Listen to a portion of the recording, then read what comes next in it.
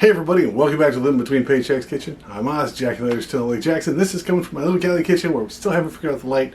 Well, we did, just can't afford the new light bulb, so this is what we got.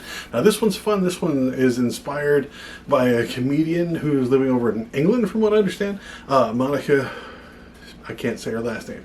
Something like that. She is an absolute hilarious comedian. She's a great content creator, whatever, and she's always making dumplings and they look good. So she put up her recipe and I couldn't track it all down, so I'm going to make one. And because we're trying to do it under 10, this is really close. So we're going to have to shave, we're going to have to alternate some stuff. So this one's going to be good, but be sure to get all your stuff and let's get into the thing, man. We're going to try to cover both steamed and fried. Before we get into it, be sure to like, share, subscribe to all the YouTube-y stuff. And remember, we got pot holders and spatulas and spoons and stuff. There's a merch link down in there.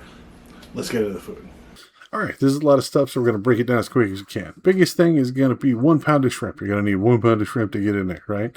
I got these that are deveined. They were frozen, but they're still raw, and they got the skin on them. We'll get into that kind of stuff, okay? So you're going to need some green onions or some chives, only a 1/4 cup of those. You're going to get garlic, and you can use minced stuff, or you can cut it yourself. I'll show you how to do that, but we're only going to use 2 teaspoons of that, and 2 teaspoons of ginger. You can get the powder stuff, or you can just slice it here. I'll show you how to do that because I like cutting things with knives on screen. It makes me feel big. What can you say? All right, so you're going to need some sesame oil. Now, we're not going to need a whole lot of that. You only want 1 teaspoon of that. You're going to need a little bit of salt. 1/2 teaspoon of it. You got powdered pepper is what I want to say. White or black. It's fine. I prefer the white. That's what the traditional is. Now, you're going to want some soy sauce. But I'm using ponzu because that's just what I have in here, okay?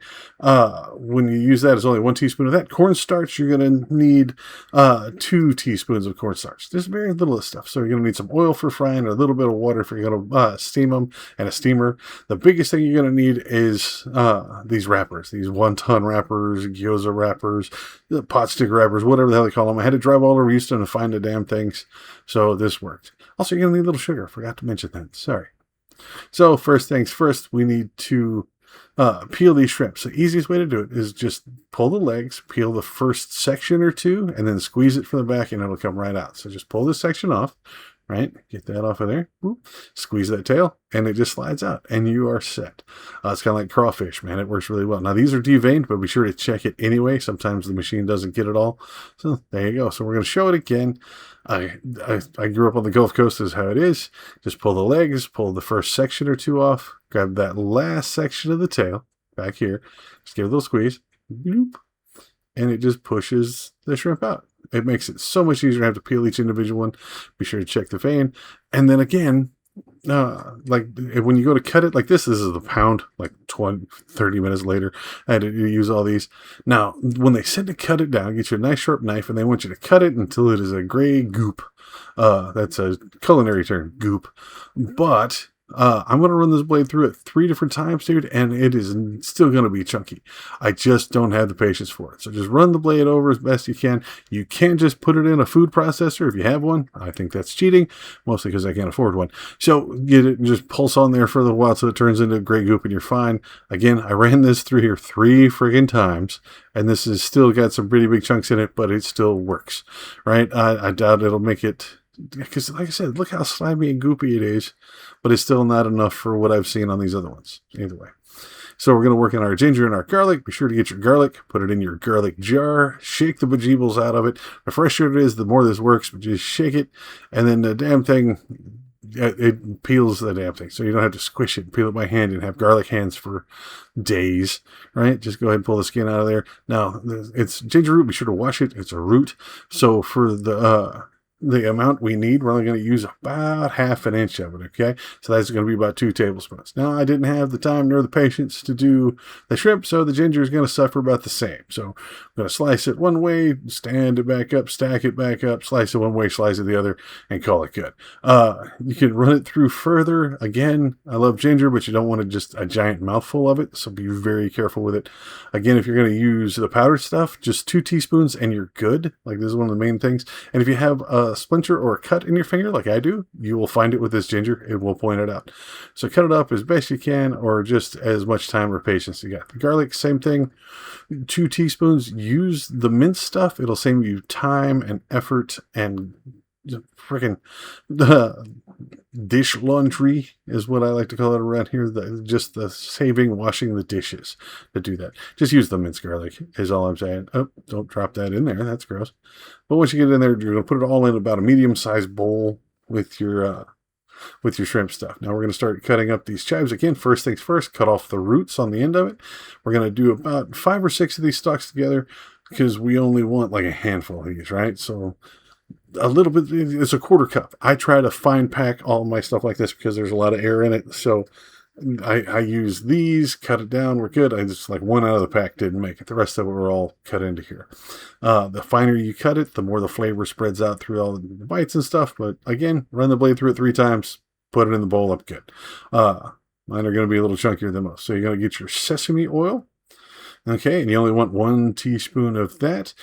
Same with your soy sauce or gyoza, the cornstarch, 2 teaspoons of cornstarch. Just put that right in there. Then our salt. We're going to use half a teaspoon of salt, half a teaspoon of granulated sugar, and a quarter of the white pepper or the black pepper, whatever you're going to use. Now, use your hands to get it here and mix it up if you got, but I don't like my hands getting dirty, so that's funky. So I'm going to use a wooden spoon, mostly just because I don't want to annoy the ancestors, so I have to use the wooden spoon or I'll get upset. Again, it's my own mental issues about having dirty hands. It really bothers me. So stir it up, make sure it's not separated, make sure there's not any big clumps of the cornstarch. If you're going to have to wait sometimes while you're making your wonton stuff by yourself, cover it, keep it in the fridge, you're fine. But if not, just get these prepackaged one, get a spoon. Now I'm going to overload this first one because I am brand new at this and Monica made it look way too easy. So like 1 spoon of this stuff is fine. Kind of get it in the middle. Get a little bit of water off to the side. I got like small cup of water, just keep it there, put my finger in it, and this is how she does it, put a finger, and then go around the edges with the water, and that's just enough to where it'll stick to itself. So you just fold it over, and it glues to it. Now I overloaded this damn thing, so don't stress it if you do. It's still a learning process, so just push it together, and that's fine. The water in the dough is fine there, so I just squeeze one in until it folded out where it would close. Done. It doesn't have, it's like I put it on the dating apps, man. It doesn't have to be pretty as long as it works. Just mash it flat. Now, the way she does it, she puts like pleats in it, makes it look all cool and stuff. I don't know if I'm just making a shrimp empanada at this point. Just take it, put it in here, wet the edges, mash it flat. There's a bunch of different ways, man. Like she showed us how to do that, but I can't do the regular stuff. So just run a little water around it. Doesn't have to be soaked. It doesn't have to be seen through. But it just goes right through it. It starts sticking before you get there. It's almost like there's glue on it, right? Just take it. Didn't even have to mash it that hard. It's just, I'm a big guy and I don't know any better. So there you go. Start stacking these up. Like my steamer got full before I even got it on there. So I filled this one up. Now I'm going to try the pleated thing. You can see I'm kind of nervous and shaking. So you take it, just kind of fold it over itself, and it still sticks. I guess with practice, this comes a little easier, but it doesn't make it taste different. Makes it look a little different. I guess that might be the difference between this and a pot sticker, whoever knows. But yeah, it sticks. It goes pretty good. So do the whole thing. Took me about 30 minutes to do the whole thing. Filled up this little steamer thing. So we're going to fry some and then we're going to steam some. So I got a steamer. Going to put a little bit of water in the bottom, maybe an inch. You don't want it to touch the steamer crate. And then we're going to start with the frying thing. We're going to put it about medium high. That's 6 out of a 9. Get you a little bit of canola oil, vegetable oil, whatever you're going to fry in. Just enough to coat the bottom. Now, mine kind of pulls on one side because my oven is offset and off balance. So that's the thing. See the water? It's where it's just barely in the bottom of it. Doesn't have to fill it up. You don't want it touching the bottom of your steamer tray, okay? So put it in there. This is going to be a little higher. It's going to be about a 7 out of 9. You know, let that start warming up, put the lid on it. So once the lid, you get it nice and boiled, it should be relatively quick. We're going to put these anywhere between 6 and 8 minutes, depends on how cooked you want them. It cooks relatively quickly, okay? So get that on there, keep an eye on it. Now your oil, again, remember, you just want it to bubble, not to spatter. So we let it heat up for like 2 or 3 minutes, put it in here, load them in. Once they start browning up one side, flip them over. Like I said, 2, maybe 3 minutes a side is really all at once. I just really overly cook everything because I'm American and I'm terrified of raw shrimp. So, so we're going to get in there. Get them, flip them. Like I said, tongs are the world's best thing. Apparently chopsticks are great for doing this stuff too, but I don't have anything but plastic ones and I'm scared of melting them. So my steamer ones, they've been in there about 5 minutes. They're good to go. I'm going to pull those out. See those in there? 5 to 6 minutes. They should be nearly see-through. You can see it in there where the shrimp is turned the right color, and you're set.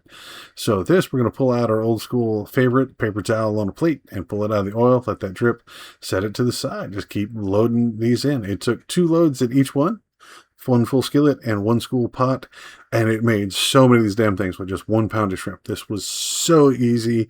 It's just a long time to do it. It's like once you get it down, you're like, oh, I could do this more and learn better.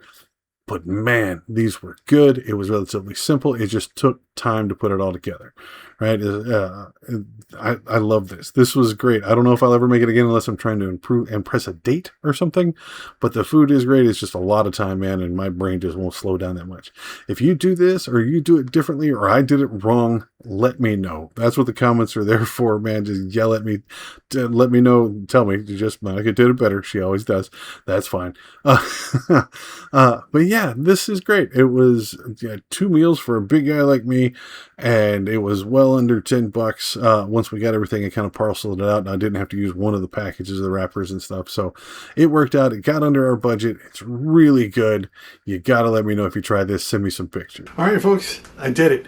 I think I probably made some bastardized version of it that's just, hey, American guy tried, but they taste like the ones I get at the restaurants, which is cool, kind of, because I put more spices in mine. But Monica does it so much better. Go find her stuff. She's over on Instagram. She's got it over there about a bunch of different ways to do it. I tried it. I did it. I had to substitute some stuff to get it under $10, but it worked. Oh my God. So tell me if you try these. Tell me if I did it wrong. Please let me know. This is good stuff. I will see y'all next time. Please be safe. There for the family. Man, that's good. I'm gonna go eat so many dumplings. Oh.